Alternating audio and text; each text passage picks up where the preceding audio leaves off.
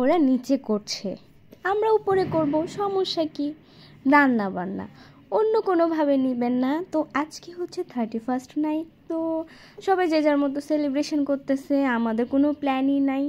হুট করেই আমার ভাইয়েরা ছোট অনেকগুলো ভাই আছে, সবাই মিলে তারা বাসার নিচে এই যে বিফ হচ্ছে গিয়ে খিচুড়ি রান্না করবে।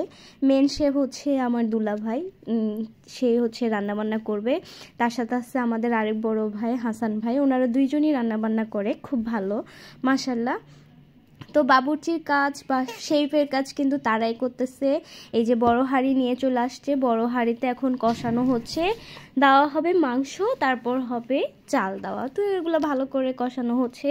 আর ঠুসঠাস সব জায়গায় তো বাজছেই বাজি। আর ওইভাবে এবার ঢাকা শহরে তো বেশি হচ্ছে কেউ কিছু করতে পারছে না, কারণ অনেক রেস্ট্রিকশান আছে, প্লাস কারফিউ চলছে, মেন রোডগুলো সব বন্ধ। তো আমার ভাগ্নিরাও নেমে গেল ঠান্ডায়।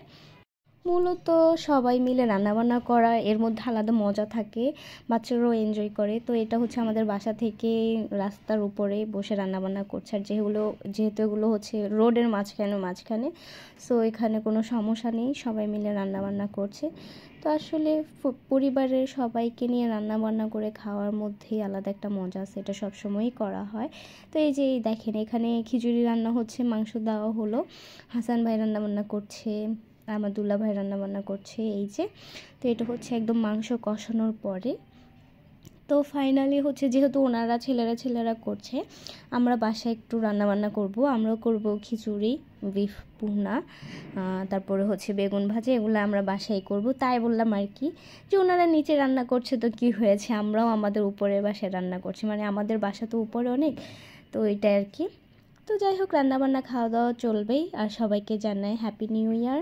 নতুন বছরটা সবার অনেক সুন্দরভাবে কাটুক, সুন্দর কাটুক, এই দোয়াই করি। আমাদের জন্য সবাই দোয়া করবেন, যাতে নতুন বছরটা সবারই সুন্দরভাবে যায়, চড়াই উতরাই সবার জীবনেই থাকে, কিন্তু সেটার মধ্য দিয়েও যেন জীবনটাকে চালিয়ে নেওয়া যায়, এই দোয়াটাই সবাই সবার জন্য। আর সবাই মিলে একসাথে রান্নাবান্না করে খাওয়াটার মজাই আলাদা। আর এরকম বড় হাঁড়িতে রান্না দেখলে আমার খুবই ভালো লাগে, মনে হয় কি বিয়ে বাড়ি একটা আনন্দ হয় বা উপভোগ হয়। যাই হোক, তো এখানে ভাইয়ারা হচ্ছে মাংস নিয়ে টেস্ট করে দেখছে আসলে মাংস কি সিদ্ধ হয়েছে কি না।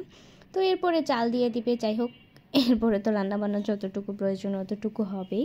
তো আজকের মতো এখানে সবাই ভালো থাকবেন, আল্লাহ হাফেজ।